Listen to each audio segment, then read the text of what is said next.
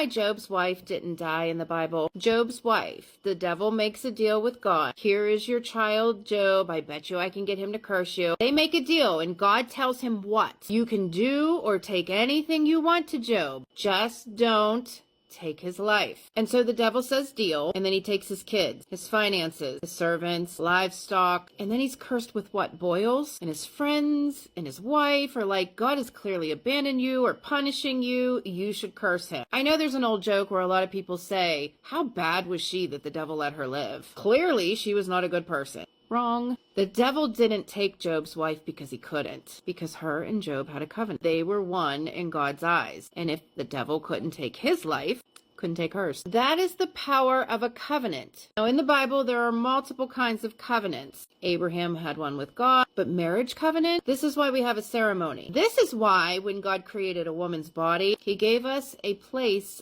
that has a piece of skin. And when the marriage is consummated, it that in itself is a blood covenant. How crazy is that? Well, I learned how big of a deal covenants are when I had a friend get married. See, this friend had a history of being obsessed with witches, like all the things, reading about witches, the Salem witch trial, and then they went to church, gave their life to the Lord. They had conviction, and then they met somebody and they fell in love. Now, this person was not a believer, but they were not an atheist. Let's just say they were agnostic. So what happened? Well, they got married, and within a month, this person went back to being obsessed. Slightly. The conviction was gone. And I remember asking God, like, what's that all about? And God said, that's the power of a covenant. When we get married to somebody, we have joined 3 strings. Yours, theirs, and God. Cord of 3 strands is not easily broken. God now sees you as one. And you come together and you are physically, spiritually, emotionally bonded. It's not that you lose free will, but if you are not spiritually mature or in a place for battling, you can believe that when you come into covenant with somebody,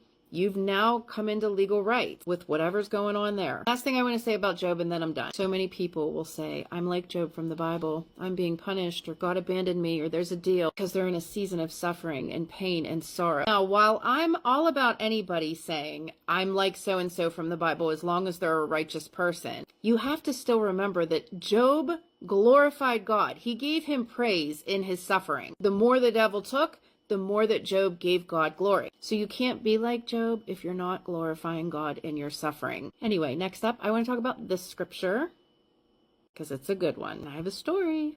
I'll be back later with more, guys. I love you all, and I'll see you soon.